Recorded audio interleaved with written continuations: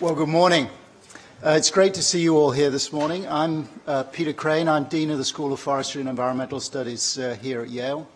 Welcome to Yale, welcome to the school, and welcome to Croon Hall. We hope you have a great day here. We're absolutely delighted that you've all taken the time to join us. I know many of you have come from a good distance, and we appreciate that. I think we'll have a good crowd, including quite a few of our students here this morning, and they will benefit from the opportunity to speak with you, and I hope that there will be lots of opportunity for interaction among the range of different groups from different geographies that we have here this morning. Apart from welcoming you, I just want to say how pleased I am that with the topic of this meeting. We're very proud of URI and the work they do here in New Haven, and we're also very proud of our alumni, many of whom work in this space, and we're keen to learn from you about how we should be thinking about parks in the 21st century. My other job is simply to make a brief introduction of one of those great alums that I mentioned a moment ago. And that is Jennifer Greenfield, who graduated from here back in 1991, an exciting time in the history of this school, who is now Acting Chief of Forestry, Horticulture and Natural Resources at New York City Parks. She's been there for 18 years. She's worked on a whole variety of issues, and it's my pleasure to introduce her to say a few words about our keynote speaker this morning. Thank you.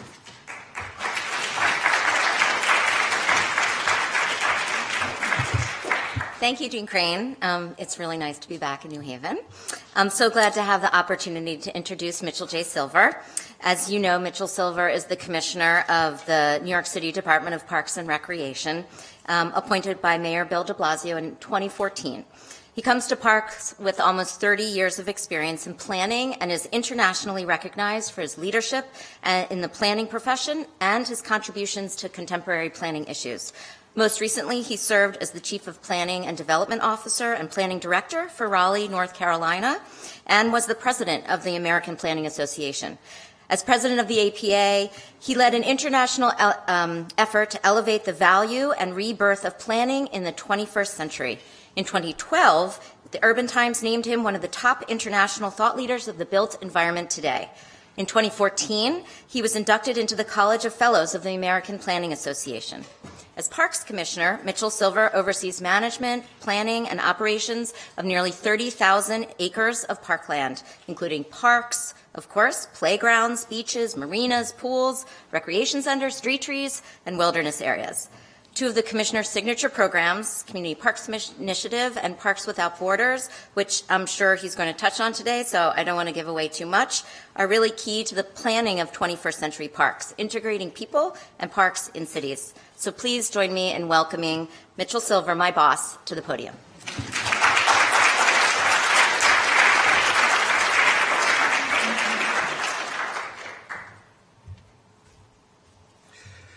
Well, good morning, everyone.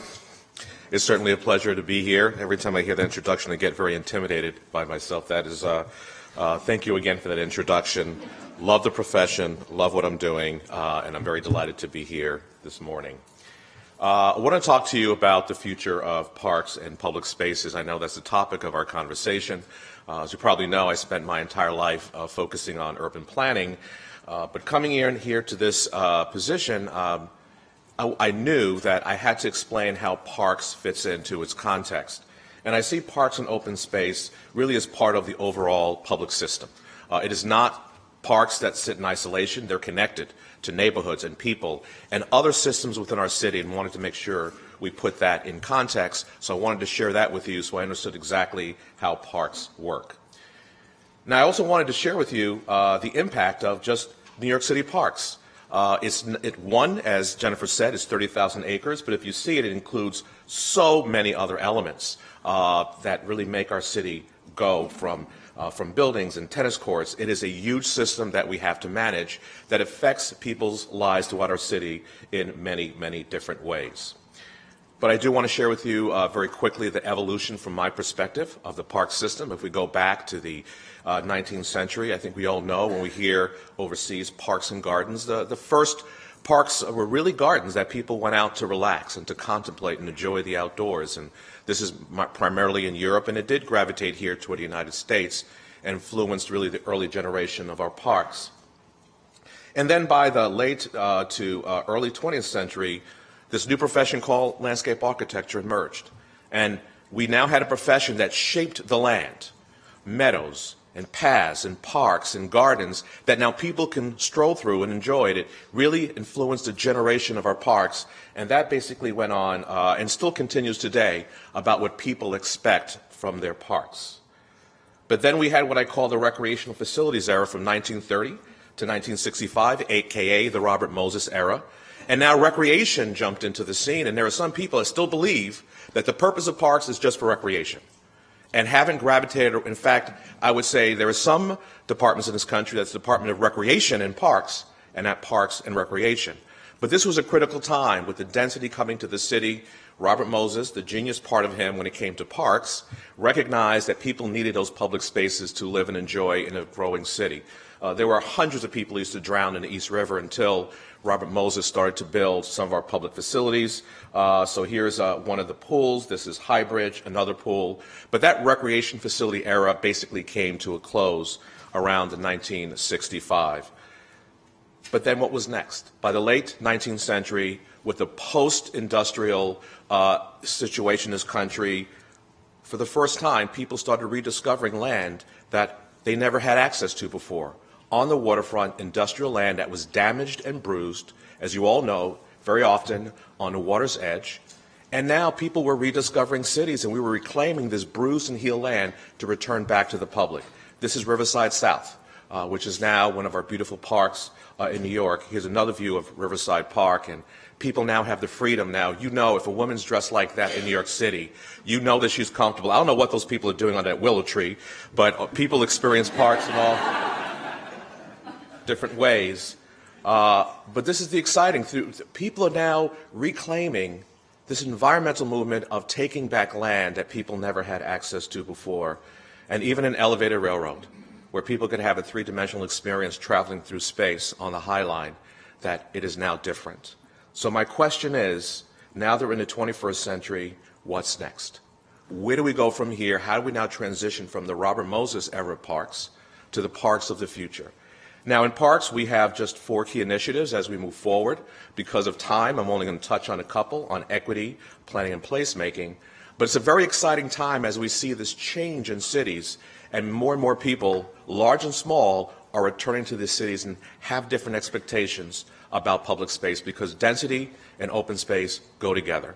And that is something that we are certainly experiencing in New York City. Let me first focus on the term of equity.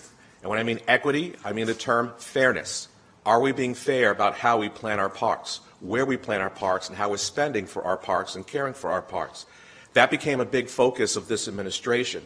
And within the first few months, I started in May. By October, I joined the mayor to announce this new framework for an equitable future, where there were 9 initiatives that we wanted to address and reset the way we plan for parks and public space in New York City.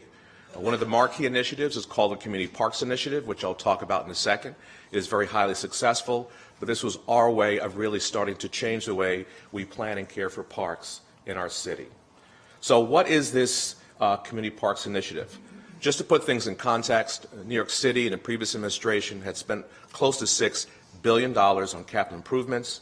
We added acreage to our city, and we had what we call this 10-minute walk. We want to find out how close people were within a 10-minute walk to a park. We're roughly around 77%. But we took a fresh look. Was it just about proximity? Because I could take a family, walk to a park, arrive at that park, and it is so bad, I don't want to take my child, I don't want to sit in that park. Should it count in that park score? My opinion is no. So it wasn't just about proximity, it was also about quality. And we wanted to make sure we focused on that quality of the space, because in my opinion, those poor parks should not have been included in that 10-minute walk because they weren't usable because of its condition.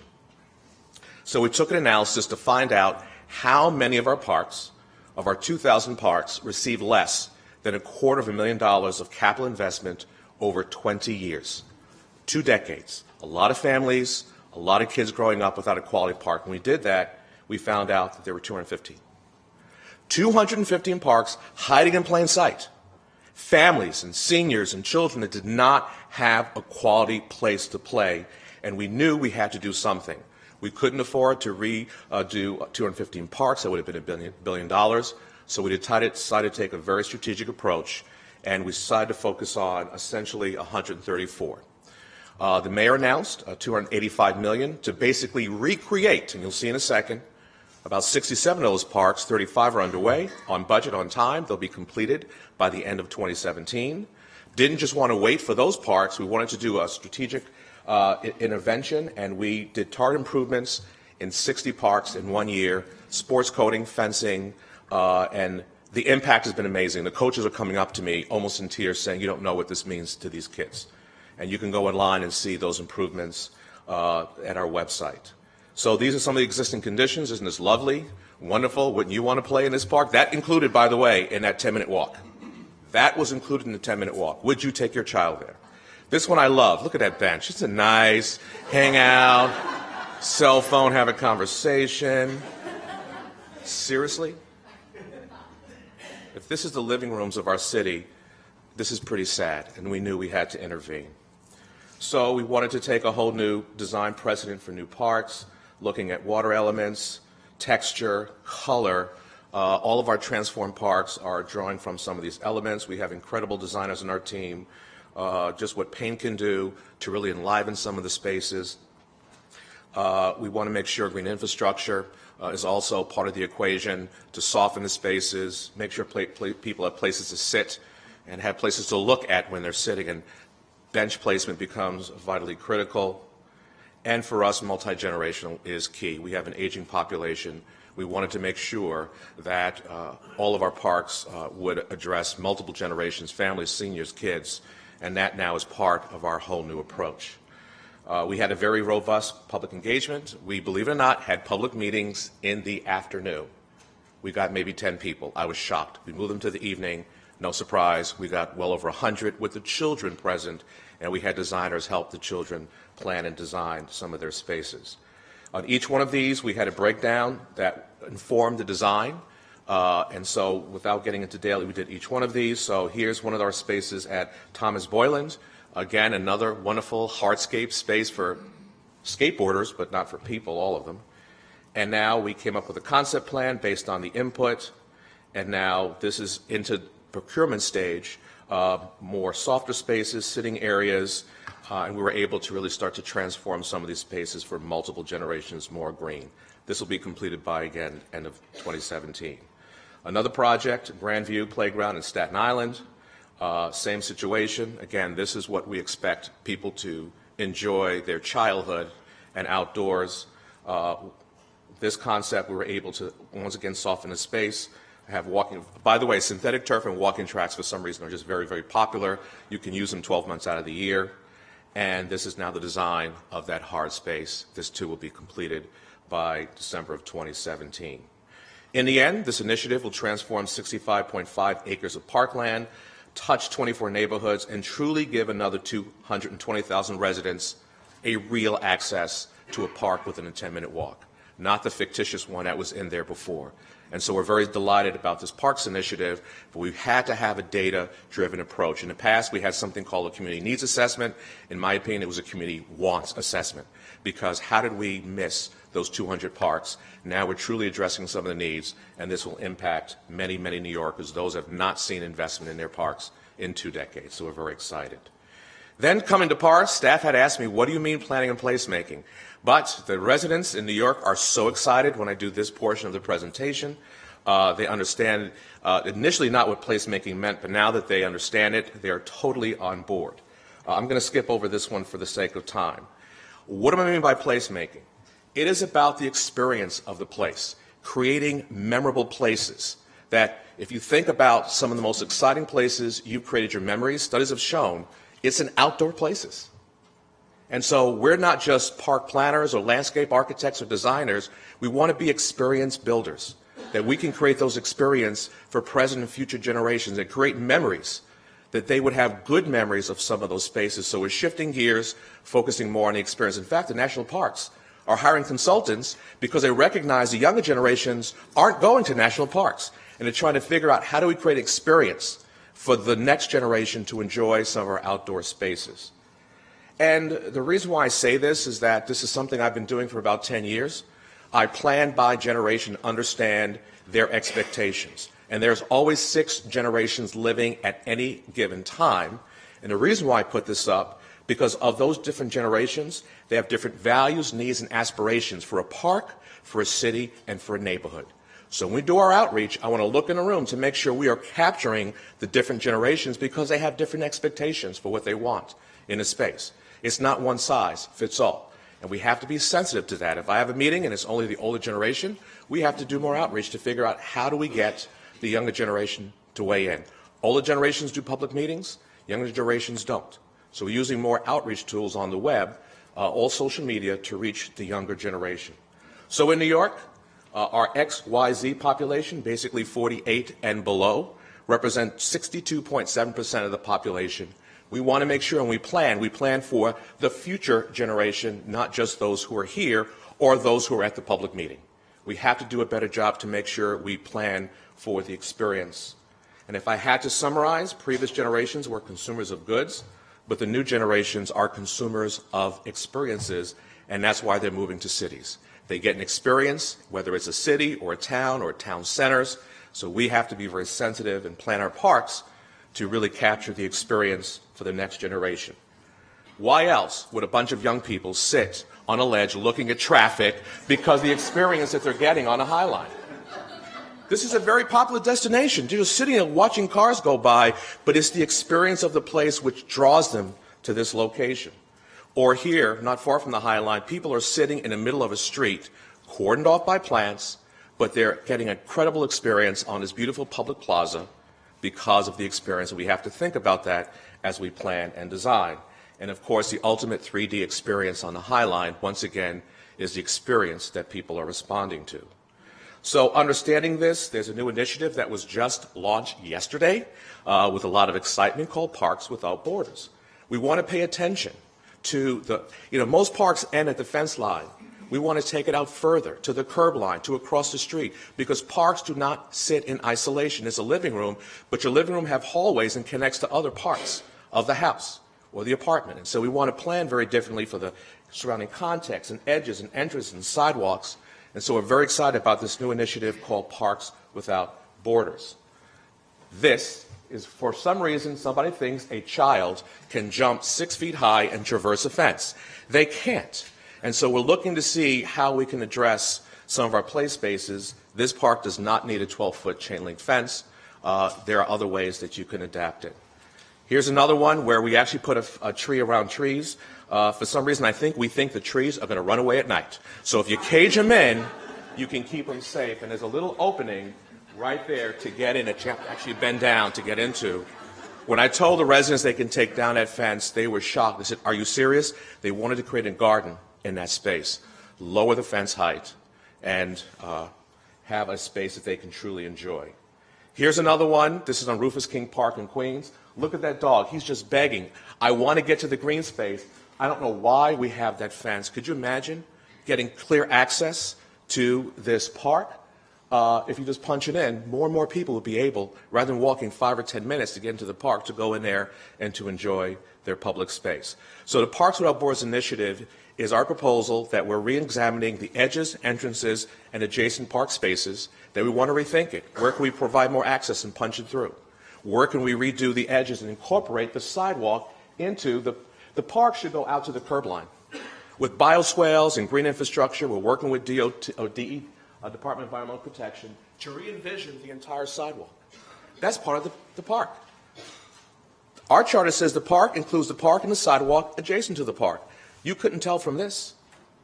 And even if DOT or Department of Transportation was in charge of it, the public doesn't care if one is owned by the Parks Department and DOT. They want to have one seamless public realm, and we need to plan that way. So that is the Parks Without Borders. Here's another one, a nice exciting entrance. The good news is this is part of our Community Parks Initiative. We decided to take the fence down, so now people don't have to walk an extra 5 minutes to get into that public space. We're creating obstacles.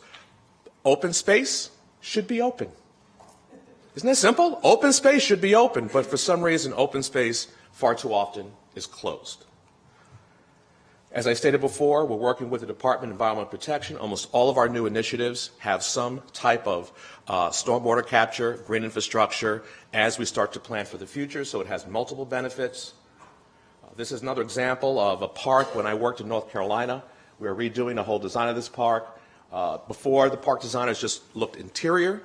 Now we looked across the street, so this entire park relates to some of the edges. And here's an example in Greensboro, North Carolina, a park that is integrated into the sidewalk. It is seamless, it is connected, no fences, it merges. You get the feeling of openness. And the good news is we're now doing that in New York. This is Father Demo Square, and you could tell the difference when you have both the sidewalk and the park connected, more seamless. This is a park without borders, and we want to have more of that throughout our city. Great sight lines, a lot of openness, a lot of transparency. We're also exploring something called creative play. You don't need a lot of play equipment. This is in Raleigh, North Carolina, one of the most hot spots in the city. It's just turf. There's a Starbucks and a Ben & Jerry's in the movie theater. The parents are there and the kids are playing, and even though it's not your child, the child's running out of the grid, the parents serve as the barriers. And they protect their kids even though it's not their child. And then there's nothing but turf, and you take off your socks. And the kids have a ball. Creative play. No play equipment. It's fun. It's exciting. The good news is we're doing that in New York City now, too. This is designed in Washington Square Park with just an overhang ladder, but for the most part, it is molding and shaping the hill. The kids are having a great time rolling down, getting healthy without play equipment. Creative play, free play, like when I grew up. I had the most fun upstate New York. Just by exploring and using my imagination. And so we're exploring more of this creative play in a lot of our new designs. And then if you can't do it, just paint circles outside of a playground. Kids will hop their way right in and get healthy in the meantime. So we want to use those placemaking techniques to really rethink and reset the way we plan for our parks. And then our programs are mobile. Someone asked me last night about the public health connection. We have the Department of Health working with us and Shape Up and Kids in Motion. And it is very exciting how people are just getting healthy in our public spaces. We're not forgetting about the recreation part of Parks and Rec, but now we're taking it mobile and using our public spaces in a new way. And in placemaking, we want to make a lot of our public spaces outdoor galleries, get people outdoors. And so these are some of the techniques that we're exploring, working with artists to make our parks destinations for art, for culture that people could enjoy. And you'll see more and more of this when you come to New York. You probably see it now. We have this temporary art program that is just absolutely phenomenal. And of course, I believe parks are open 12 months a year. This is in Montreal. How do we get people to come out to our public spaces and enjoy them? And this is something we're very focused on. So we do a lot of things to make sure people come out when it's cold. With that, I thank you. We want to create a bright green future with a more equitable and innovative park system. And with that, I'm excited about our future here in New York City, and I thank you all.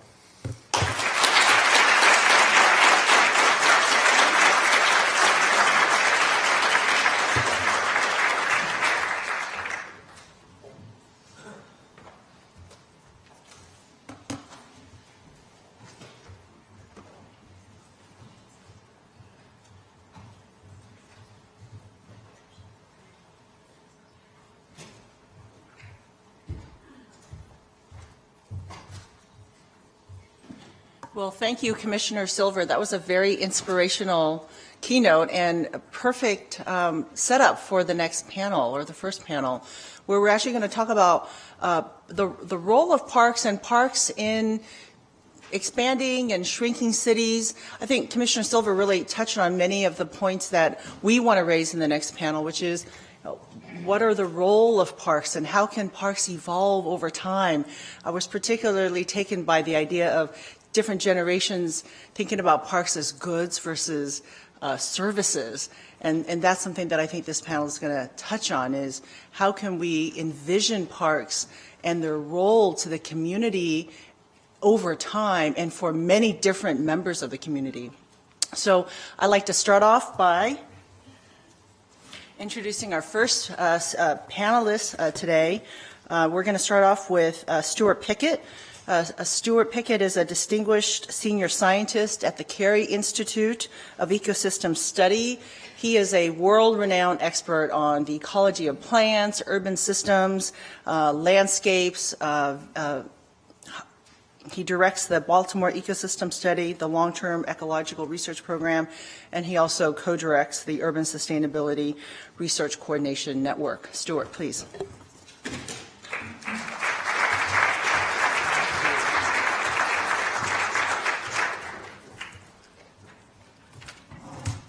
While he's fiddling, I'm going to tell you I'm going to do something a little bit different. 15 minutes is not a native time slot for somebody who has been a professor forever. And so I have written this thing out, and it takes 15 minutes if I read it at about this speed. So hopefully this will work. But you're going to see an ecologist read, which is, I know, unusual. So traditionally, cities have been thought of as distinct from nature. In fact, they have often been considered to be the antithesis of nature. Ecological science in the past seemed to agree with these assumptions and ignored cities in favor of wildernesses, or at least places sparsely inhabited. During this traditional phase, nature was thought of as an unchanging or perhaps deterministically changing other.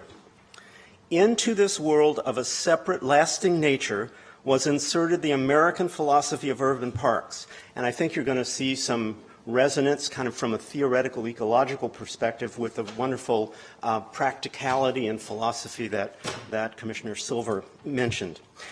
If urban nature were distinct, then the burgeoning populations of cities would need a window onto the separate realm. Parks would serve as a civilizing influence, a platform for socialization of rural and foreign migrants, a venue for healthful exercise, and a glimpse of the American sublime. Parks would be an escape hatch from the pressures and pathologies attributed to cities by the scholars and activists of the maturing 19th century. Ecology, when it finally arrived downtown, would use parks as places to apply its biological toolkit in cities. Parks in cities, suburbs, and exurbs would provide the research sites in which to understand the effects of urban environments on organisms, soils, and ultimately on ecosystem processes. But this understanding would still be framed in terms of the ecology of isolated green spaces in the urban fabric. Perhaps the human population density or the proportion of impervious surfaces outside parks would serve as explanatory variables, but the emphasis was still on nature versus the urban. As a participant in that initially cautious exploration of the ecology in the city, I have to say that many unexpected things were learned. Things like the enhanced nitrogen dynamics of urban forests, the role of exotic earthworms in carbon and nutrient cycling, and the constraints on regeneration potential in urban forests, for example. At the same time that ecological science was colonizing the novel frontier of the city, changing concepts of nature were beginning to crystallize. By the last third of the 20th century, ecology as a discipline was beginning to adopt some new perspectives. Primary among these was that humans were involved in almost all ecosystems. Humans were components, whether distant or local, of virtually all ecosystems. In my own case, the watershed event didn't take place in a city. Ecological anthropologist Pete Vida and his student Tim Jessup and I designed a comparison of natural versus human-created gaps in Bornean rainforest at various distances from a village in East Kalimantan.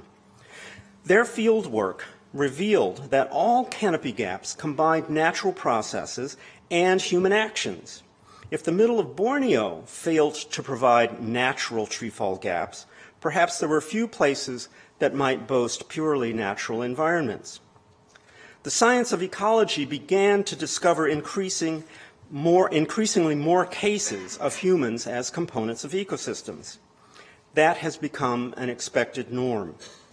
The ideal of untouched nature is now seen as a very special and rare case. Indeed, with climate change, perhaps it is fair to say that the nutrient loadings, precipitation amounts and distribution, seasonal shifts, and frequencies of storms, for example, are imposed by human action on even the most remote ecosystems. As ecology in general began to recognize humans as components of ecosystems, so too was urban ecology beginning to explore beyond the comfortable locations of green spaces in cities. So maybe ecology began to use parks without borders as well. Ecologists were beginning to interact with social scientists and urban designers to conduct research that encompassed entire cities, and indeed entire metropolitan areas. Over the last 20 years or so, this approach of ecology of the city has produced many novel and in some cases quite unexpected findings. The Baltimore Ecosystem Study, one of the 2 urban long-term ecological research projects in the United States, provides some examples. One key insight is that the distributed biology of a city contributes to the absorption of nitrogen pollution. Similarly, the combined vegetation of cities and suburbs contributes to some reduction in the carbon loading into the atmosphere. A third example is that tree canopy is, in Baltimore, unambiguously associated with reduced crime, despite variations in social and economic factors. The exception proves the rule about trees and crime, since only in 3 neighborhoods that abandoned industrial lands was increased crime associated with tree cover. This is hypothesized to be due to a low number of eyes on the street in such places. Combining the insights from Borneo and other lightly inhabited places with the discovery of biological activity dispersed throughout urban systems led to a revision of the traditional idea that cities and nature are antithetical. Cities and urban systems more generally are human ecosystems containing biological, social, built, and physical components. The interactions in these ecosystems include material and energy transfers and the movement of influence, information, and power. Cities are now seen as being suffused with nature. Cities and nature, in other words, can no longer be dichotomized. However, this insight leaves the second half of the traditional assumption about nature in cities still to be examined. What of the view of nature as fixed, deterministic, or equilibrial? Ecology has come to emphasize process and change rather than stasis.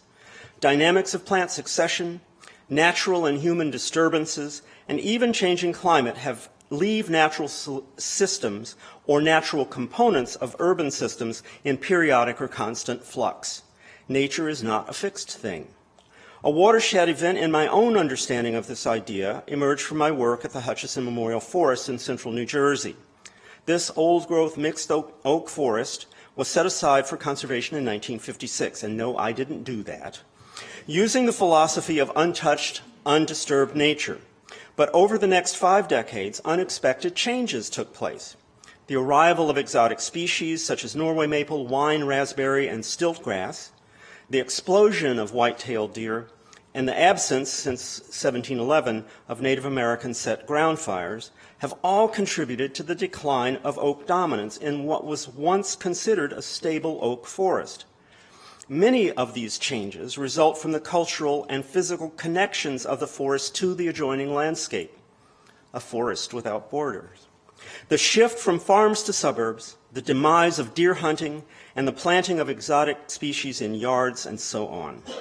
Although there are many management tools that could have helped maintain the desired 1950s forest structure and composition, the philosophy that nature is stable presented their application. Nature itself is dynamic, and when entwined with human actions, unpredictably so. What of the related idea that urbanization proceeds via a set trajectory, say from mercantile, industrial, and sanitary phases as seen in the northeastern United States or northern Europe? This model sees urbanization as a universal one-way journey. Maps of urban spread often appear as a red blob bleeding out over an agricultural or forested or desert countryside. Such red blob urbanization maps obscure important things about cities. First, they hide even the obvious biologically dominated land and water systems in cities. This is especially the case with the slivers and fragments that do not excite the attention of most planners or managers.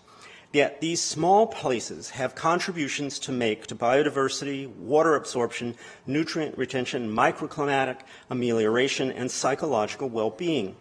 Second, red blob urbanization hides the fact that within cities and urban areas, different patches behave differently. Even as some cities grow, some core neighborhoods, old commercial centers, and industrial zones may thin and exhibit abandonment and demolition. Urban change can be via growth, shrinkage, or shift. Urban ecology has improved as a science so that it now addresses not only the core-scale regional expansion of cities and suburbs, but also the ecologically relevant and dynamic heterogeneity within them. Such spatial complexity has great potential to determine ecological functioning of both individual patches and the entire city-suburban exurban matrix. Not only do combined city, suburban, and exurban systems change physically, they also change socially and institutionally. Think about the number of generations we've just heard about. The location of financial investment and disinvestment, the nature and intensity of economies ranging from industrial to service and from formal to informal, the change in household size and composition, the ethnic and demographic shifts in cities are examples of all such drivers. Especially relevant to parks are perhaps the changes that may occur in community perceptions, values, and expressed needs. The desires for passive versus active recreation are examples of that. These are from the city where I grew up, Louisville, Kentucky, which had a marvelous set of parks. And I have to say that my beginning tastes of ecology occurred in some of these parks, which are now being used rather differently from when I was growing up there. The complexity of the ecological role of parks begins to emerge. There are parallels in how urban ecology has come to be a more multidisciplinary and process-based discipline. Starting from its origins as an ecology in the city, an inclusive study of urban systems as social ecological systems has with broad extent and internal variety has evolved. Early in this scientific history, parks were a window on the effects of cities on ecosystem processes.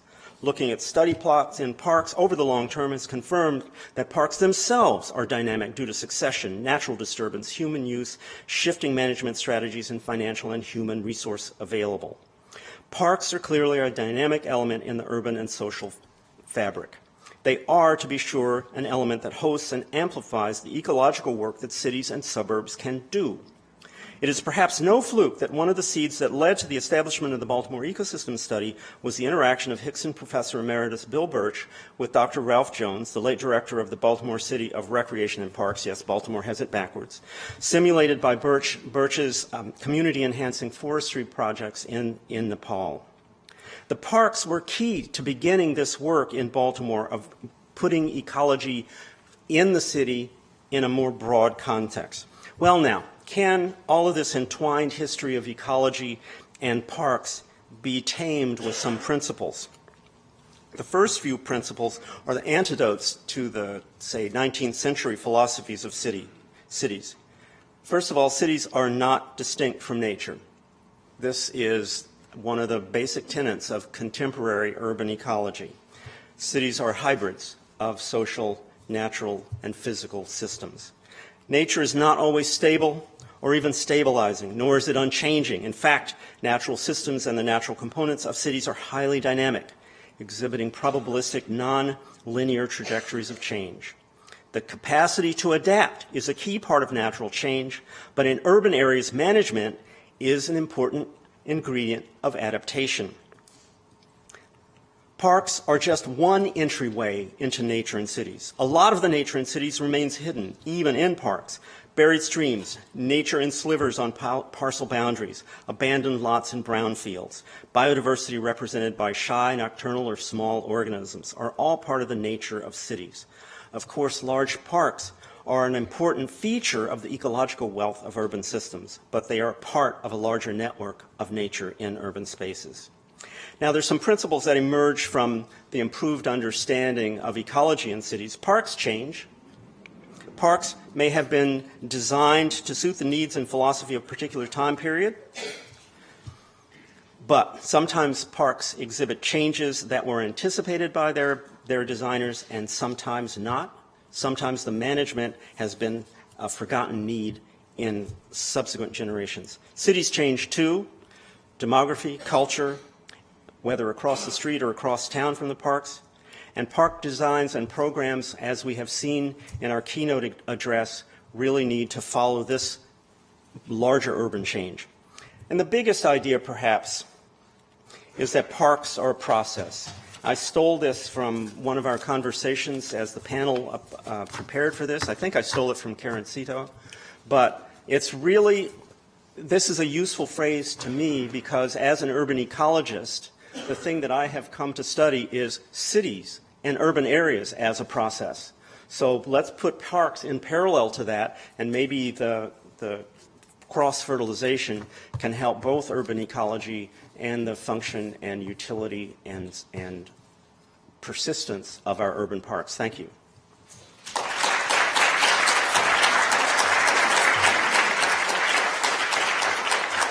Thank you, Stuart. So we have time for one or two questions. A juice bowl is a Thanksgiving event where people bring their loud motorized vehicles to Shawnee Park, which is across the street from where I live, and they run them up and down and make noise and spin out and burn out, and then they go home and have Thanksgiving dinner.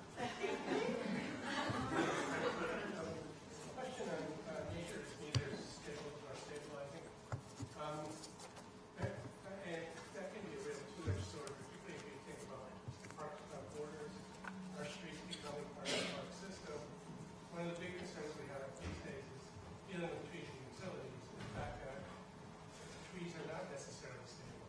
I'm just interested in your response to that. Saying that neighbor is not stable or stabilizing is something that makes many people physically uncomfortable. And what that demands of us is that we recognize that there are social values, community values involved in how we deal with nature, and that management is going to be a part of it as nature is increasingly fragmented and spread throughout built matrix. So in the case of trees are not stable. The hardest botanical thing to be on this planet is a street tree in a city. They don't live long, and they are constrained massively. Thanks. Okay, our next speaker this morning is Lisa Schroeder. Lisa is the president and CEO of the Parks and People Foundation, which is a nonprofit organization that was established more than 30 years ago. Prior to joining Parks and People, Lisa led the growth of the Pittsburgh nonprofit River Life, which from a startup in 2001, it really transformed into a civic force that invested over $135 million to transform 13 miles of industrial downtown riverfront into a very beautiful, continuous water riverfront park system. So please join me in welcoming Lisa.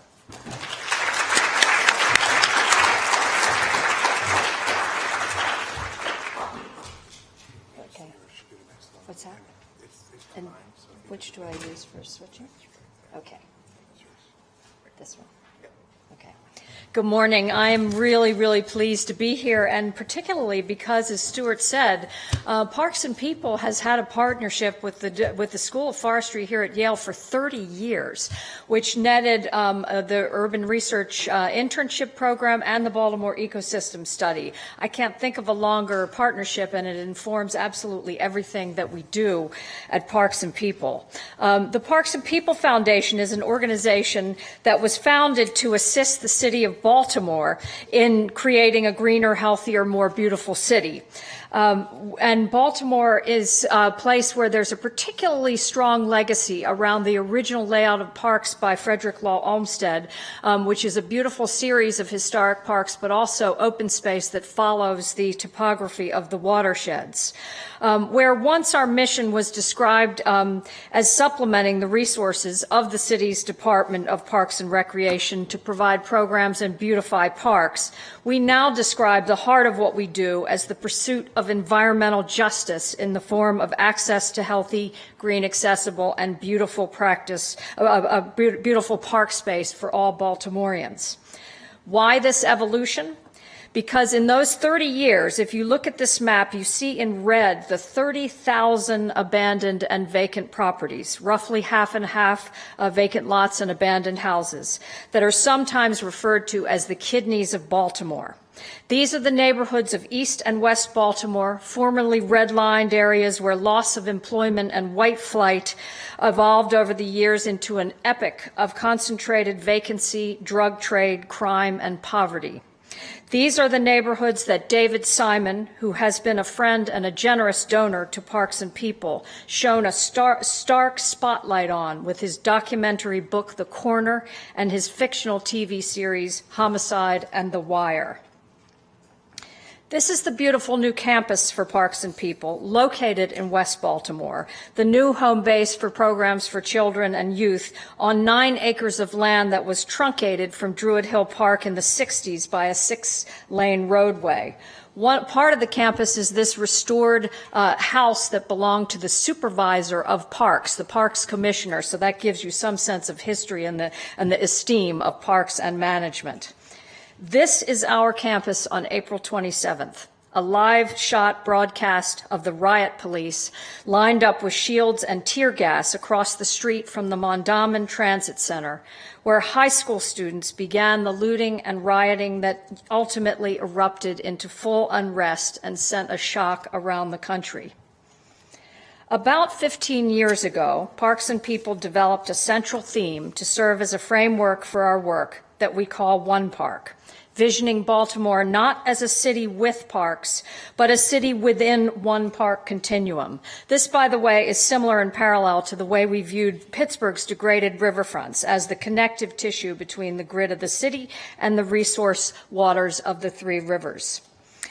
This is open space. Here you see parks. Here you see the overlay of green connections so that we can ultimately connect every citizen to open space. But today I'd like to focus on the story of Harlem Park, the neighborhood of Harlem Park in West Baltimore, to demonstrate up close how and what we're doing in a city with a paucity of resources in a beautiful neighborhood that has suffered 50 years of neglect and decades of social trauma. This shows you a map of Harlem Park, which is a dense neighborhood. You can see in red that the vacancy and abandonment here echoes that of many areas of the city. And this is a classic inner city neighborhood that has gone through a trajectory that you see in post-industrial cities.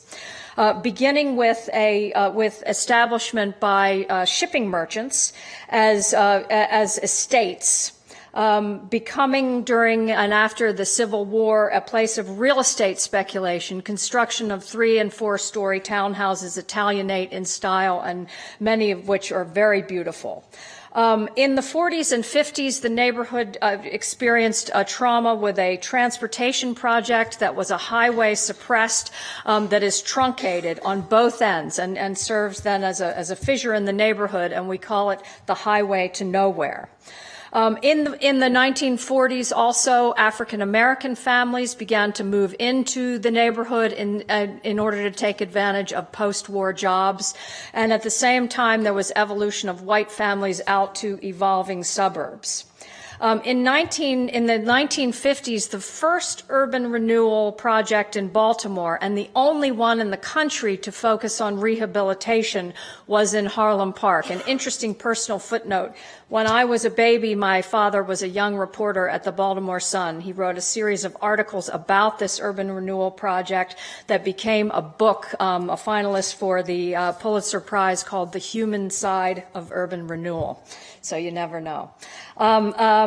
Since then, the neighborhood of Harlem Park, by the 80s and 90s, only 16% of the neighborhood was owner occupied.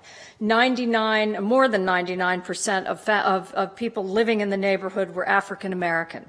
Vacancy was creating problems of vandalism and absentee landlords, and the deteriorated housing stock had a lack of amenities to make it attractive for modern living, such as yards and parking, etc. So the overall goals for the neighborhood really read as an aspirational Bible of our day. And just to name a couple, increasing aesthetic value by beautifying the streetscape, increasing canopy cover, ultimately the search to increase property values, and most importantly, health and welfare. So if you look up close, you can see what's most unique about Harlem Park, which is that it is a community where the blocks, instead of being alleys and blockways like the rest of Baltimore, are laid out in squares. And as the outbuildings deteriorated in the inner squares, there was created a series of 29 inner block parks, quote unquote. So the environmental goals that have come out of the Baltimore ecosystem and other work are really focused on tree diversity and enhancing environmental improvement within the neighborhood, including increasing the city's goals to double tree canopy in Baltimore by 2020. The effort is part of a larger regional conservation goal for Chesapeake Bay restoration. We're tying our initiatives into to align with Watershed 263, the West Baltimore watershed initiatives, and the city's goals of creating a fishable, swimmable harbor by 2020. So all of the plans for filtration and water management, bioswales, and tree pits are part of a larger scheme. And luckily, Parks and People has access to funding from the Department of Natural Resources to undertake compliance projects. So the master plan resulted in two simple things. One is a street tree master plan, and it's focused on primary and secondary streets where walkability and connectivity have maximum potential. To enlarge 200 existing tree pits, replace 150 trees, and add 200 more. The second initiative is to renovate 10 interblock parks, and we've started with 5 parks for a total of $645,000 and removing acres of concrete and asphalt. And I would say these are some of about 14 projects that we're doing in the neighborhood. These are signs that we post in the neighborhood in order to make it clear to the community that these projects add up to a whole and are connected to one another. So I just wanted to show you one. This is called Hidden Stream Park. This is a shot taken last spring. It shows you the before condition. We have a process and a whole team that goes in to work with communities and has a sequence in order to solicit input and aspirations from the community. From this, 10 interblock park plans have been evolved. And so last summer we began to construct this one. Very, very simple. I do want to point out that the work crew here is these are our landscape services group. It's a contracting firm of ex-offenders as employees. They are an LLC, average tenure now of 5 years, and they are my heroes. Here's before and after. In this case, we repurposed play equipment and we took advantage of the hidden streams beneath the ground for water filtration. And this is a shot of this park now, which is a particularly large one and connects an easement along the highway right-of-way into the heart of the community. So next comes what we call Harlem Interpark D87. And one of the key processes is to invite the community to name these parks and to do a detailed assessment and analysis and to collect feedback, public feedback. Some of this feedback is typical across the country, but some of it is not. In addition to place for social gatherings and soft spaces to play, this community places a premium on lighting and surveillance cameras. And the interesting thing to me, nothing that can walk away or be thrown, no trees that block visibility. Tells you a lot about the values and the needs of the community. So here's a before and after rendering of this park, that really speaks to the importance of being safe at night as well as during the day. And I wanted to end with these two shots. These are Hidden Streams Park. The one on the right is the groundbreaking. And despite a widely publicized groundbreaking event, we had these two women come out and gamely take the shovel. They there standing next to Steve Preston, who is a young planner at Parks and People, who is so passionate and involved in Harlem Park that the neighbors call him the mayor of Harlem Park. To the left is a shot that he took from his phone when he rounded the corner and found these two little girls, a girl and her sister, flying a kite in Hidden Streams Park. So while the challenges that we have are huge, they will ultimately encompass transportation needs and many more systemic needs for connection to the city. Environmental regeneration can truly start one spade at a time. Thanks.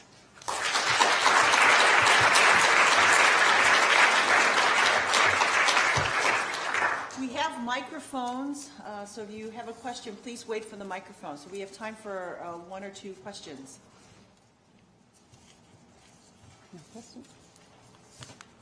Great. I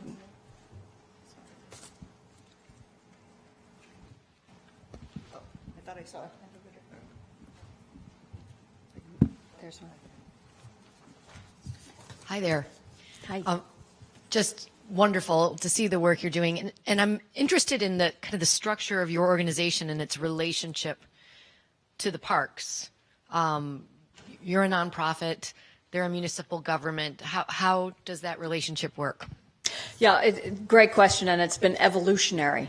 The Parks and People was founded literally to assist in the agenda of Mayor William Donald Schaefer 30 years ago, and it was a group of citizens who came together to raise resources to be able, and again, it's that Department of Recreation and Parks. The first efforts were all around raising resources to supplement programs. One of the programs established by Parks and People was the first urban outward bound in the country, which still exists. And other programs are bringing together literacy and school skills with time outdoors. Over time, and much of it through the work with the Yale School of Forestry and these scientific initiatives, the organization has gotten more and more deeply into systemic issues of environmental health. And so we now, I love the name Parks and People because it is truly both. We've been working hard lately to make sure that our programs have deep environmental content and that our kids all have the opportunity to participate out in stewardship as well as learning about the environment. So now we are an independent nonprofit. We work with the city, but we also are able to, and this is similar in many ways to River Life in Pittsburgh, we are able often to provide catalytic funding, strategic planning, looking at what resources can be added to the urban resources, urban public resources, in order to pursue long-term goals, if that helps. We have a large staff. It's about 65 people. We do 4 things. We do community greening, which is grants and community gardens, technical assistance. We do capital improvements. We do landscaping services, and we do youth services. So. Following up on that question, sorry, it seems like that relationship with the city is critical, and I'm curious about how you would describe, given the long-term relationship with BES over time, the Baltimore Ecosystem Study, what's your vision for the relationship that Parks and People will have with research and scientists moving forward? Well, I think, thanks, Alex. And Alex has been spending much of his summer in Baltimore at Harlem Park with a great group. I think, I'd like to think that it's the fusion between what Steward presented and what I presented. I think we have a long way to go in terms of connecting the physical improvements that we can make to the systemic science. So that's where although I will say that Baltimore Ecosystem, we had a program for 80 youth, almost all young men, last summer when the city responded in whole to the crisis of young men not having employment or being occupied during the summer. BES adopted one whole team, and they were provided the opportunity to participate in the scientific data collection collection and analysis process, which the teachers explained to me it's really hard to get because it takes a long time, it takes a lot of concentrated hours, and so we were able to spend 6 weeks with these kids, these high school kids, helping them to become scientists. And my favorite little anecdote was the young man who's extremely charismatic, who said in his final presentation, "I always wanted to be a broadcaster, and now I want to be a meteorologist." So, great example of dots connecting for the future. Hi, thanks for your talk and the great work. You just started to allude to the job training and educational component, but because you mentioned the social unrest and the riots and the close connection to your headquarters, I'm curious to hear more about how Parks and People responded, how it affected your work, how you've sort of adapted or changed or not in response to the social unrest. Very much, very deeply. I wrote a piece on the 28th or 29th about the landscaping group, all of whom are from Gilmore Homes, where Freddie Gray lived, or from Perkins Village. They are, we brought them back in on the 27th because we were worried for their safety, but I met them early in the morning on the 28th, and they said, "Miss Lisa, we believe we should go out and do what we do every day," which to me is tantamount to crossing the picket line. So I believe that we have a very important responsibility in providing a safe harbor and an enriching place to be for as many youth as possible in order to help them reach their potential. That's one thing. Another thing is that we have this 9 acres, which we will be developing as an open community asset, including we're looking at the whole corner of the property that faces Mondawmin Transit Center, where every day there's an exchange of buses. So it's become a very dynamic gathering place for high school students. I think we have a chance to look at designing that space as open to the transit center and also a safe, engaging place and basically a relief valve from that very hard and congested place. And then finally, we're working on with a lot of partners on, there are two things. We're working with a lot of partners on making sure that our programs deliver real content, and we're trying to get better and better and deeper about giving these kids future skills and potential. And then finally, it's really making good on the one park promise. I mean, really thinking systemically over West Baltimore. I think we're going to have to start in a concentrated way and work to scale. We do have projects all over the city, but I think sometimes that becomes scattergun and it doesn't add up to as much impact as it could do. And that's one of the reasons that we're focusing in our own neighborhood and Harlem Park and looking at a stretch of a couple of miles from where we are to Coppin State University and the entry of the Gwynns Falls Trail, which goes to the Inner Harbor. Yes.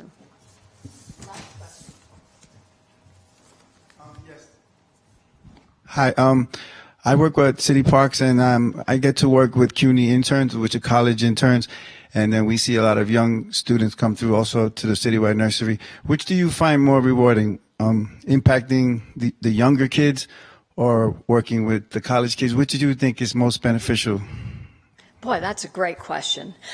Because we do little kids right up to interns. I had a couple of interns living in my house this summer, and it was just fantastic to see how thoughtful and prepared they are. I don't know if I could say which one. To be honest, programs are new. I'm a planner, and I've been focused on delivering transformational space according to community visions and plans. So I'm just falling in love with programs right now, and you'll have to ask me in a couple of years. But let me tell you, when you have 50 middle school kids in yellow raincoats running around watching where water flows, that's pretty fun.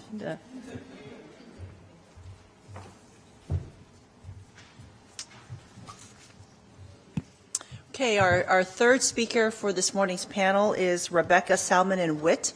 Rebecca is the president of the Greening of Detroit. She's been the president there since 1996, which is a nonprofit environmental organization that works to secure Detroit's ecosystem by coordinating design and installation of green infrastructure, also by supporting community-based urban agriculture, and also providing outdoor and nutrition education to Detroit school children. So please join me in welcoming Rebecca.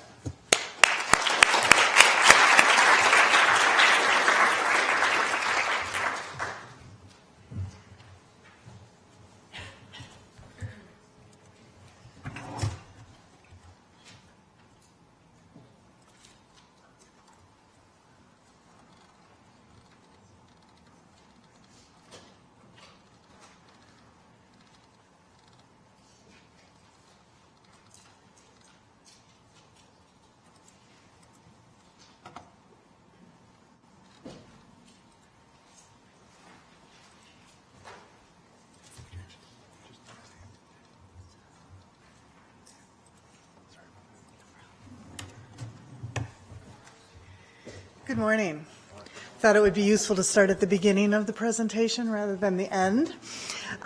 So greetings from the city of Detroit. I'm really excited to be here today and talk to you a little bit about what is happening in the city. You know, I've been going around really the world in the last couple of years because Detroit really is a big laboratory for things that are possible, and everybody seems to be really excited to hear about it. And so I'm happy to be here today and tell you a little bit about the real story about what's happening in Detroit's parks.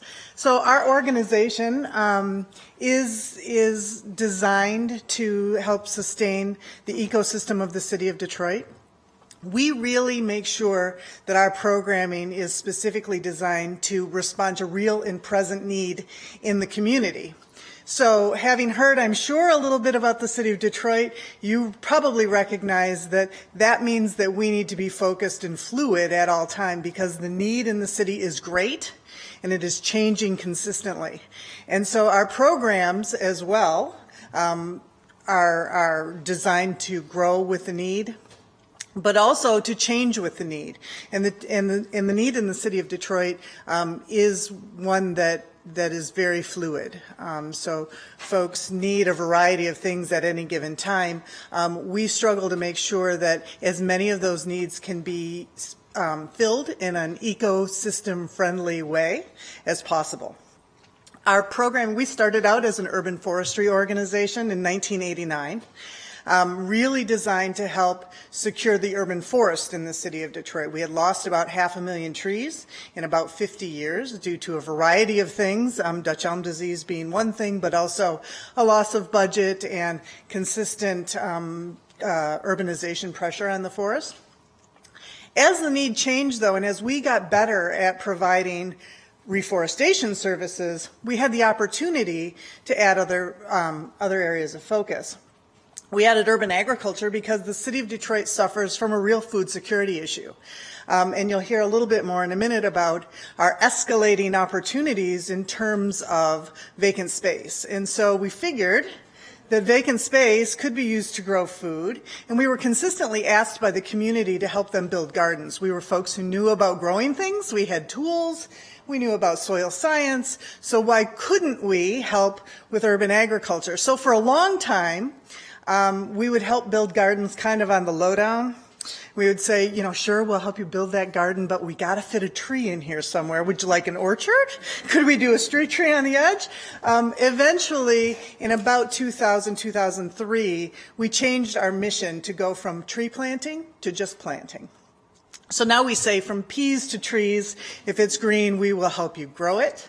And there are about 1,500 gardens across the city of Detroit that the greening supports. There's probably double that many growing food across the city. With the vacant space that we have in the city of Detroit, farming in the ground, only a very small percentage of that space, Detroit has the opportunity to feed its people from within its borders, something that's very different from urban spaces across the world. And so we're working hard to make sure that we recognize and realize that opportunity. Workforce development is the other thing that we added, and that's really our most recent sort of innovation in terms of programming. We've had a youth employment program for a long time. In 1998, we started the Green Corps program, high school kids hired to water all those trees we were planting.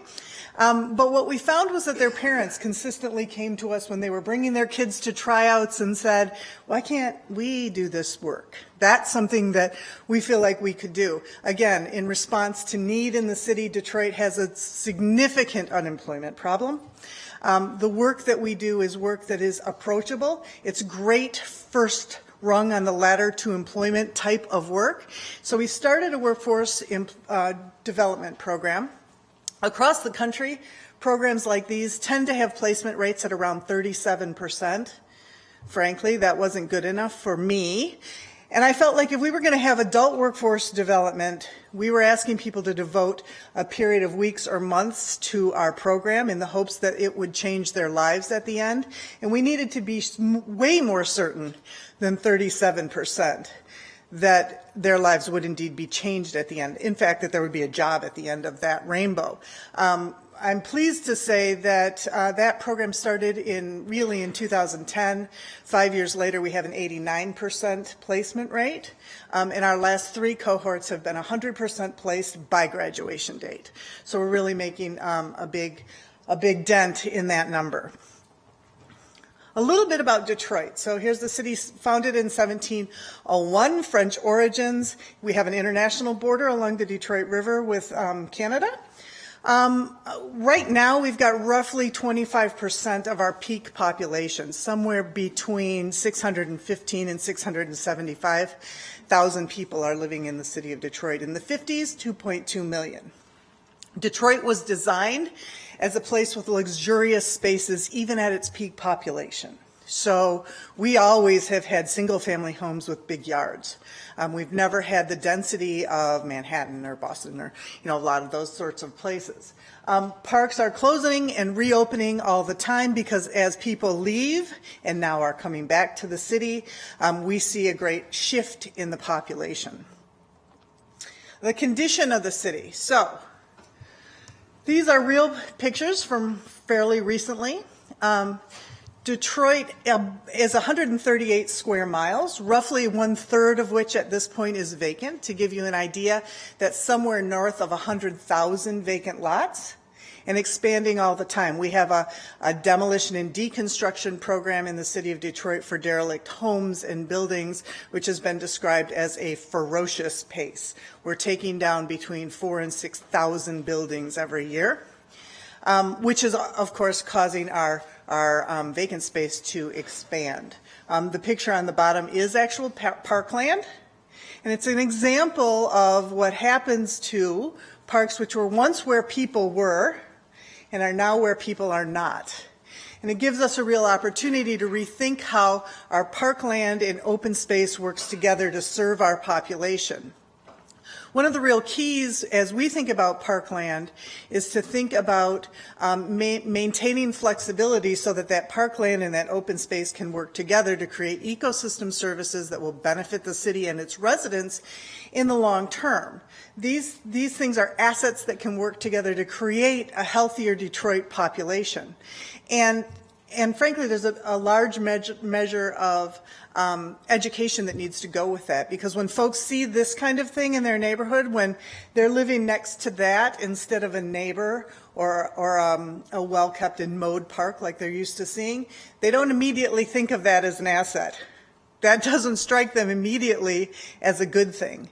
What they end up feeling is that they've been forgotten, left behind, and the spaces there aren't working for them anymore. So, our response, taking matters into our own hands, and this is a little list of the 4 sort of case studies that I'm going to talk to you about. Parks and urban agriculture. We're going to talk a little bit about Romanowski Farm Park. Those carrots actually were grown there.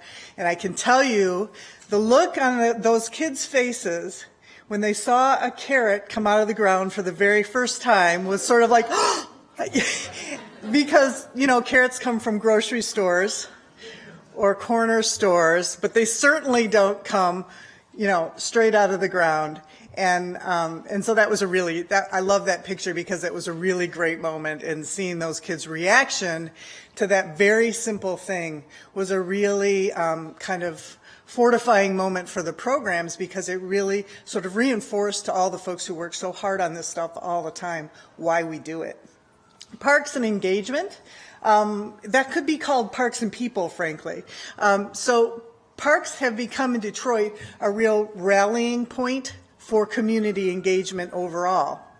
Parks have become a place where communities find their voice and where communities rediscover their power. And so we use them as a point of engagement for folks across the city quite frequently. Parks and planning. So we'll talk a little bit about cheerleading and bioswales.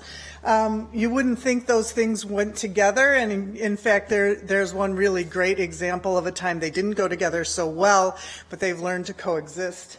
And parks and ecosystem services, where we have those parks that are in places where people are no longer, there's a real opportunity to create broad-scale ecosystem services that do a greater good for the whole community. So urban agriculture, this actually is a picture of Romanowski Park, Sergeant Romanowski's park in Detroit's southwest community.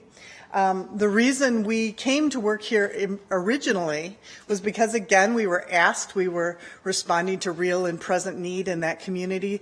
This community is one of the most diverse communities in the city of Detroit.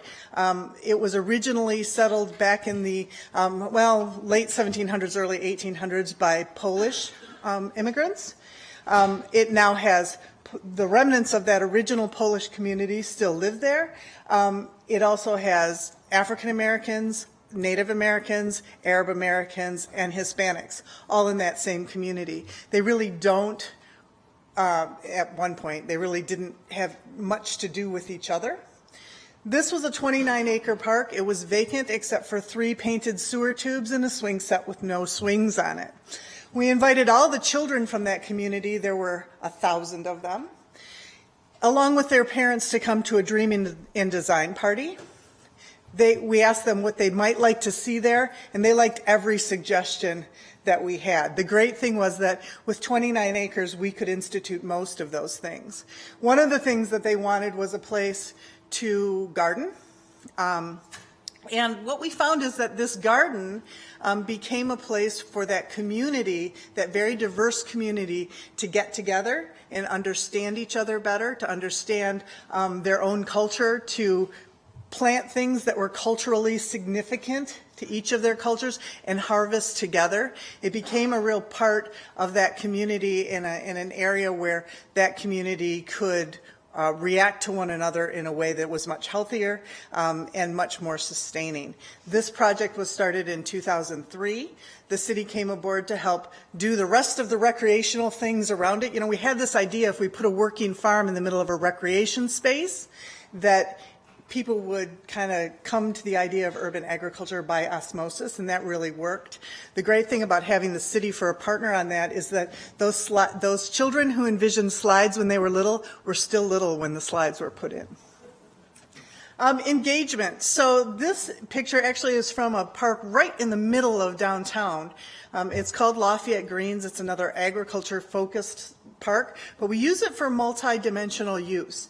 And it really is the place where folks come together and learn how to be a community again. Our downtown area doesn't have a ton of community in it. People tend to come, work, go home. This is a place where that community began to be reestablished. We started a program, the Pistons sponsored 35 parks in the city, and we started a program there, which was an ambassador program, where we actually pay a stipend to somebody from the neighborhood, and this is at parks across the city, to act as an engager and an ambassador for that park on a full-time basis. That has made a world of difference in terms of our ability to engage people around parklands. Community-based planning, really critical piece when you have a population that is shifting. So you have parks that become unused, then you have a population move back. There are parks that are wanting to be used again. There are people who are concerned about what is happening with the vacant space and open space in and around their neighborhoods. And typically in Detroit, I like to say there's a warehouse somewhere stuffed full of plans that nobody ever implemented, but a whole bunch of people had input into. So now we're really moving back to community-based planning. The idea that the folks who live there have a real and valuable information to put into the plan for future use of the parks. And we do that by going to where those folks are. So we don't expect them to come to those meetings in the afternoon or the morning when they're busy working or taking care of their kids. We go to them, we find them in the parks, we get real and present information from the folks who are there while they're using it. And that has been a really valuable tool for us. The cheerleading and bioswales that I mentioned, we actually put a stormwater forest in the middle of a park that we thought was very infrequently used. It was not mowed. There was no evidence of use there. Once those trees went in, we found out that the local cheerleading squad, who were little teeny cheerleaders, used that to practice in. And so we redesigned that park. We moved the stormwater forest and we created some bioswales because the park was a wet park. Now the cheerleaders and the bioswales are able to coexist. So parks with no people, another aspect of a shifting population in the city of Detroit, and frankly that population decline. Lots of parks that have no people living around them. They're parkland, they can't be sold, they're deeded as parkland in perpetuity, gives us an opportunity to create some ecosystem services. So large-scale reforestation, large-scale prairie establishment, we do carbon buffering, stormwater reclamation, and dendral remediation, all within the confines of those large-scale vacant and open spaces, some of which used to be parkland, some of which didn't used to be parkland. It gives us an opportunity to create connecting green spaces that connect vibrant and interesting new neighborhoods with ecosystem services that make our whole population healthier. Detroit has a combined sewer, so we have combined sewer overflow issues. This particular forest was planted specifically to address that issue. There are forests that look very similar to that, designed to address carbon buffering issues in other parts of the city. Our southwest area where Romanowski Park is a very industrialized area of the city. We do carbon buffering forests there as well. We are actually experiencing anecdotally from parents a decrease in the symptoms of asthma that their children are experiencing in those neighborhoods. So anecdotally at least, we're seeing evidence that really is creating a healthier population in the city of Detroit. So the lessons, it is possible to rethink parks.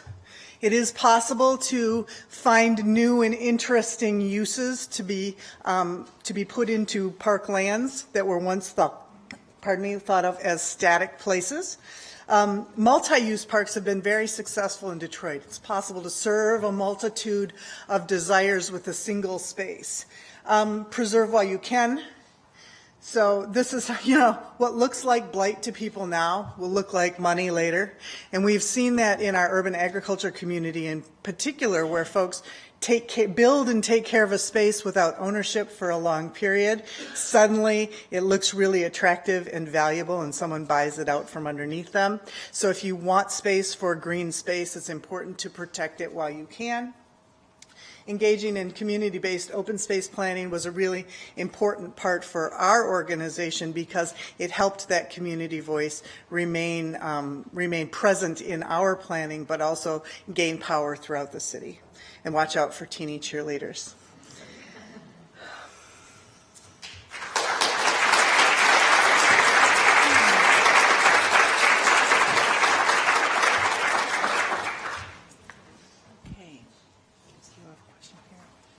Can we have the mic over there as well? Yeah. Hi, thank you. So I was just wondering about your strategies for community-based open space planning, just working on similar projects in New York City right now and already facing a lot of challenges, garnering valuable input from community members, especially those who may not have time or resources to attend meetings or give feedback, but whose input is really the most important to our project. Just if you have any strategies you could share. Sure. So that's the hard thing, and we do community engagement the hard way. We go to people where they're at. We knock on their doors. We find them walking their dogs or playing with their kids or raking leaves. And honestly, one of the hardest parts about community engagement and getting that input for us is overcoming, or has been overcoming our presumption that we're bringing a great thing to the neighborhood and everybody's going to be excited about it, because they're not always. So, if I've got 50 trees to plant in a neighborhood and I want input on where those should go or what species people like, and all I hear is, I don't want to rake anymore. That has been a big piece for us, is overcoming that. So, approaching with some education and information in the beginning, finding people where they're at, frankly, providing food and childcare at any community meeting that you do host. We don't do a ton of community meetings because we just don't find them effective. But once we have a community that's already beginning to be engaged and people who are starting to be excited and looking forward to us coming, then we'll do some kind of community meeting oftentimes to get actual design ideas. That does require sort of getting everybody together, and food and childcare is really critical for those. Rebecca, thanks for your talk and for the amazing work. I know this might be a complicated question, but it's about Belle Isle, and I just wonder if you could say whatever you'd like about Belle Isle as park, as Detroit's park, and the fate of it. So Belle Isle, that's Detroit's Olmsted Design Park. It is a large island park that is pretty much in the downtown of the city. It's always been a park. It has been variously well cared for or not well cared for through the years. In the past, probably 15 years or so, it had been less and less well cared for.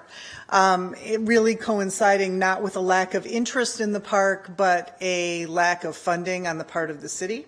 A few years ago, a conservancy was formed to take over some of the planning. They're bringing back all of the original Olmsted plans for the park, and also some of the maintenance to raise funds.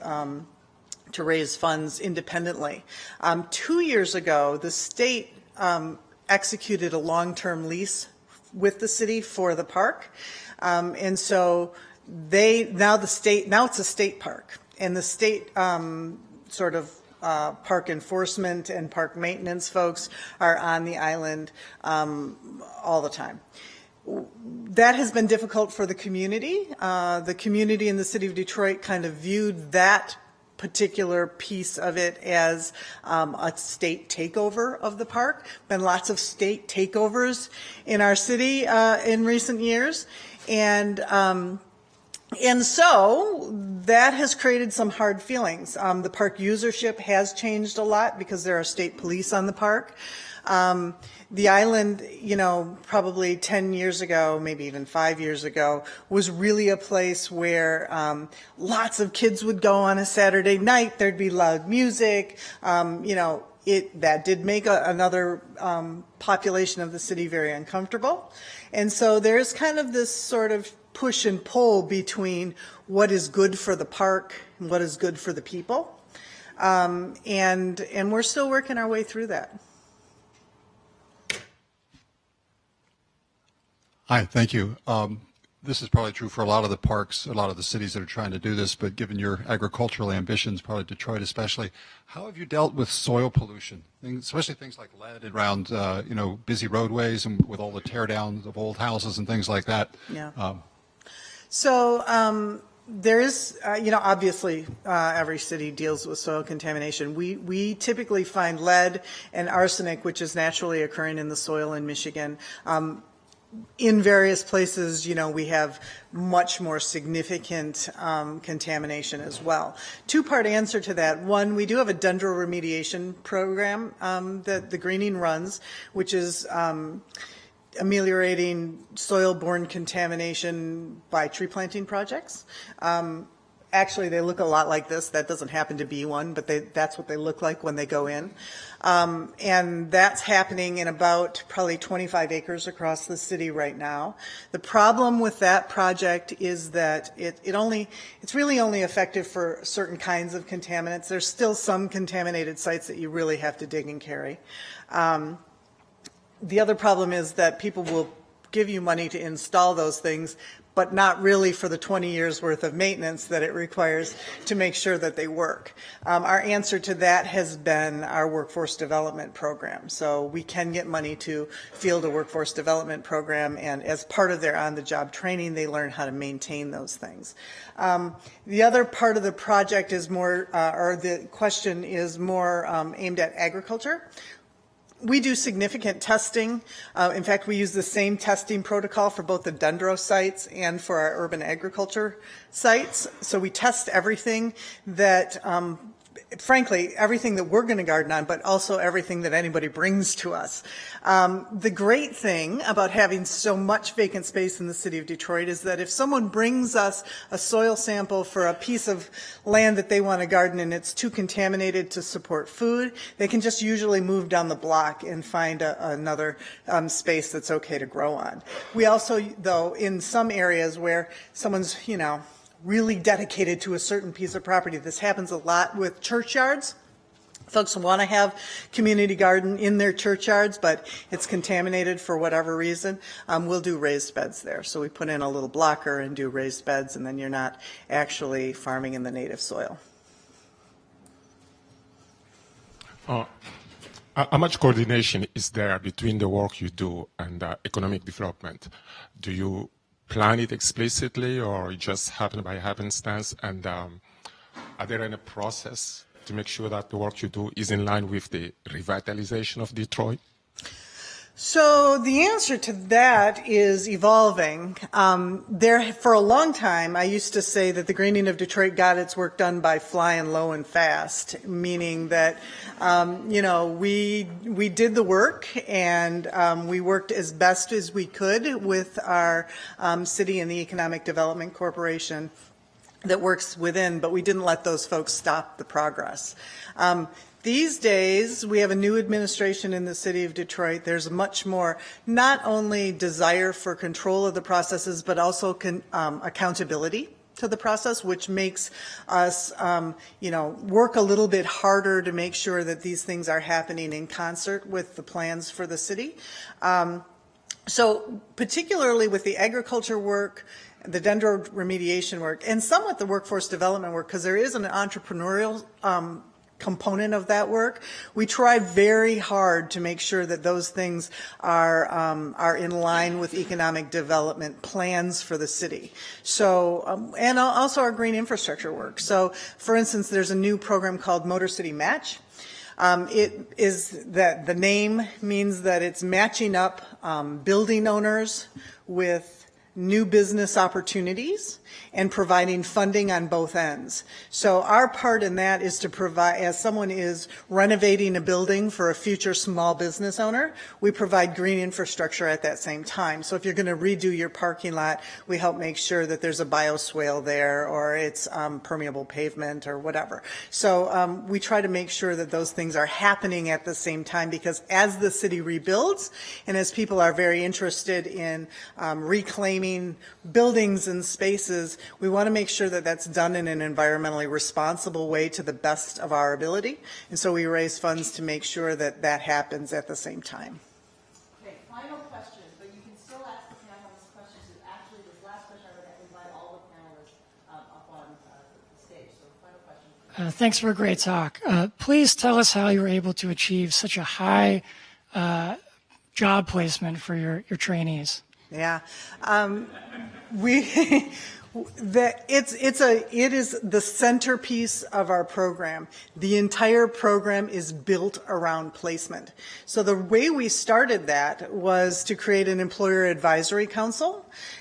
We have right now about 30 different employers who serve on the council. We've got a network of about 125 who contribute. What they do on that council is make sure that we're training people for jobs that exist. They also make sure that as we are abreast of any sort of new and developing trends, both in terms of an ordinance is changing or a law is changing in this way, we're going to need these kind of people. We can't find these types of people. They also help hire those folks. The next piece of the program that is really designed around employability is not only teaching skills that folks can use to get a job, we train them how to be employees. A lot of times these are folks who are returning citizens. They're all people with significant barriers to employment, so maybe they've never had a job, and maybe nobody in their family has ever had a job.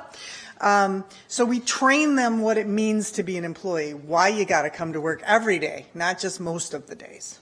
Why you have to wear your uniform appropriately and every day, not just most of the days. We also provide case management services, so that those barriers that folks, people don't have work not because they don't want it. There are reasons for that. And so the wraparound services really help solve some of those issues for them as they're coming through the program, so that by the time they come out on the other side of the program, a lot of the barriers that they may have been experiencing when they came in have at least begun to be taken care of. Maybe they're in secure housing now. Maybe they're in a treatment program now. So those kind of things are all wrapped into the program, and the idea is that we're making people who not only have the skills to do a job, but they are actually employable. And the other thing that I didn't mention is that once our folks become employed, they tend to stay employed and move up through the ranks. So this isn't a one-time employment. After 2 and 3 years, they remain employed, so it's permanent employment for them. Thank you. So I'd like to invite Stuart and Lisa up to the stage, and then we can ask the panelists more questions.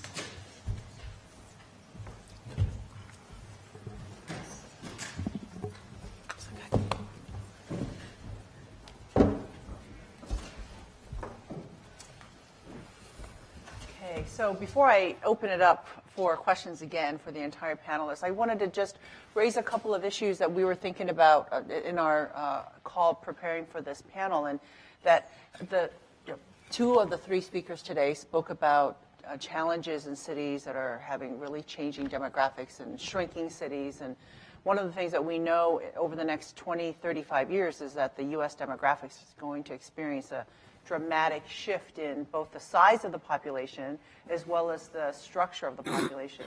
I just looked at the most recent U.S. Census data projections, and the data show that by 2050, it's estimated that our population is going to go from 320 million today to 400 million, which is incredible. It actually is quite an incredible number. But the other statistic that I thought was very interesting was that in 2056, the U.S. Census projects that people over 65 will outnumber people under 18. So we're seeing a big shift in the total numbers, but also the structure of the population. And right now, we're a country where about 81% of the population lives in urban areas. That's roughly going to stay about the same. It might go up a little bit, but we're an urban society, so we can imagine that most of the urban population growth is going to occur in cities. So one of the questions that I had for the panel is, as we think about the lessons learned from Detroit and Baltimore, how can we, and thinking about Stewart's principles for urban parks, how can we plan for parks for a growing and changing population that we cannot survey and knock on the doors right now? How can we start thinking about some of those principles for these evolving places and populations? I'd love your thoughts on that. I'll take a pass. I think it's a fantastic question, and I know that Eloise Hirsch is somewhere in the audience, who was director of city planning in Pittsburgh and a true luminary. She taught me early on that that she was seeing a separation of typologies of cities, between population growth and population loss cities. And I think we tend to look at the statistics in toto. So thinking longer term about how we can best position underpopulated areas of our population loss cities, I think is both a short-term and a long-term question, because the long-term questions have to do with access and investments that we're going to need to make carefully over a long period of time in order to position patterns of use. The short-term questions are all around health and access and open, open space and amenities in terms of making life better, not only for the people who are there, but for the people who could choose to come in the future.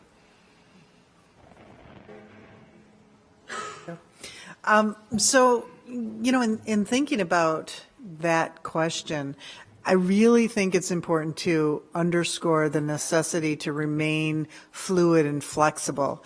It's okay to rethink how a park is used, and it's okay to drastically change uses over time. But as we think about planning for parks both now and for the future, I think it's important to keep that idea in mind. So as we're planning parks for now, keep in mind the idea and create those structures, both the grown infrastructure and the built infrastructure, flexible enough so that we can accommodate those future uses that we may not have thought of now, but that the population may really need and demand in the future.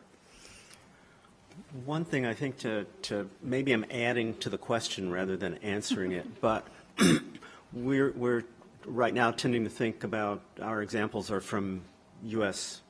cities, and a vast amount of the urbanization, change in proportion of populations, changes in demographics. If you look worldwide, the story in the future will be Africa. The story now is China and India, and as people are involved in those kinds of plans and projections, it's really worth thinking how parks are going to exist and be managed and connected to people in those places, because there's such a rush to build stuff that there's maybe not as much attention to parks and the need for their flexibility into the future in some of those places. Can I just add that I think you heard from all of us that there is an intersection as well between placemaking and compliance and mitigation around environmental conditions, and I think that is a very fortunate fortunate intersection, and something that we can continue to deepen as a means of addressing a number of our profound challenges in urban settings. Yes, lots of hands. Okay, please wait for the microphone. We have one and then two, Commissioner Silver. Yes, as a person who grows plants, when I go into a natural area or forest, I kind of see things maybe from a different perspective. When I see the plants are not there, I looked at them and I say, I wonder what happened here, and I wonder what the cause is, why there's during the story, or why the plants are not there. And according to what Rebecca was saying about arsenic in the soil, and also what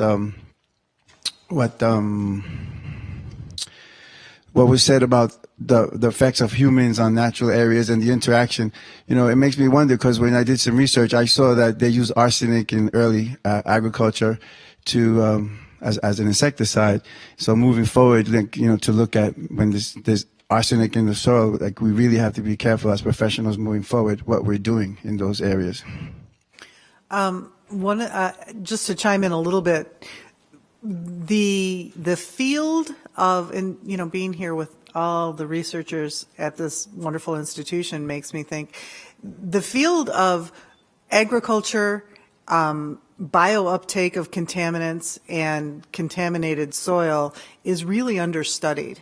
We installed a major urban farm, about 3 acres in a our Eastern Market in an area that used to be a paint shed, so, significant issues. And the research that we were able to find about growing food for consumption on a formerly contaminated space, there just wasn't much out there. And so, we're breaking some new ground, but that's an area of study that really could use some attention. Hi.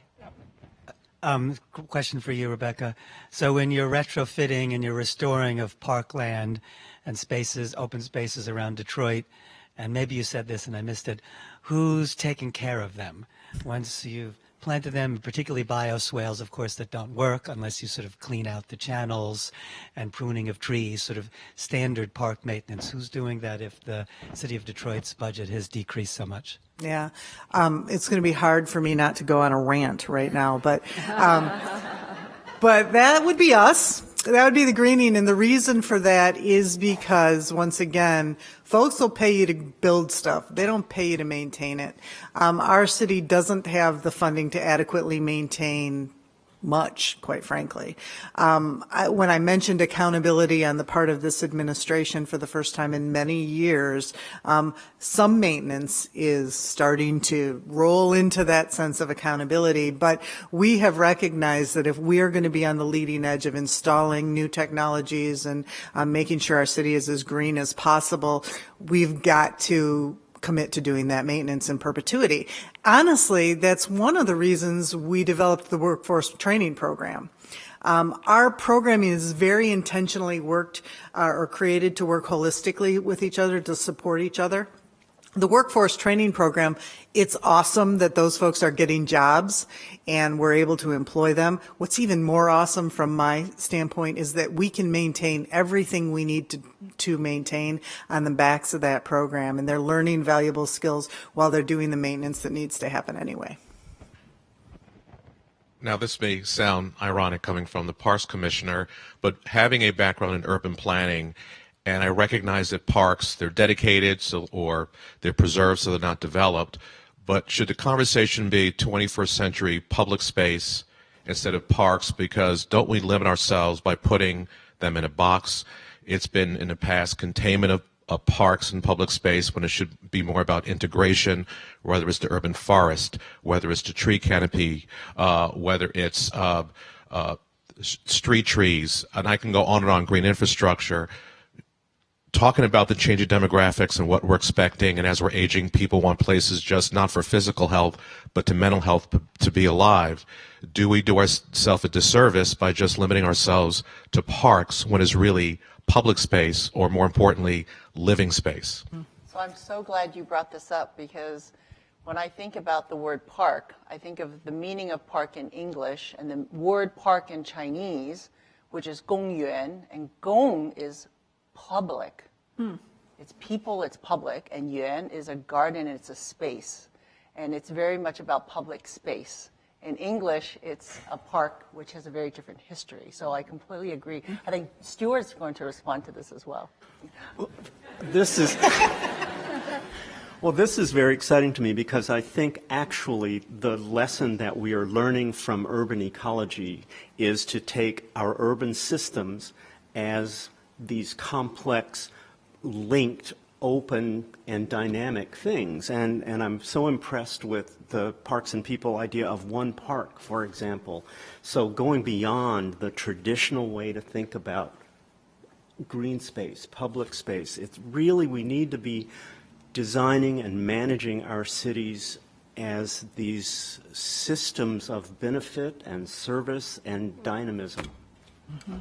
One interesting thing in Detroit is, as parks became less maintained and vacant space proliferated, the artificial or, sort of politically defined boundary between parks and open space really literally disappeared. And so we had that opportunity to rethink open space in general and how it was going to be used. Yeah, and my follow-up is that agency designation limit us, because your parks, so this, because as a planner, and I came to New York, and I'm like, wait a minute, I plan cities. What do you mean I can only stay in the park sandbox? I plan the anatomy of cities, and parks was part of it. And while the parks, streets, and sidewalks, that's DOT.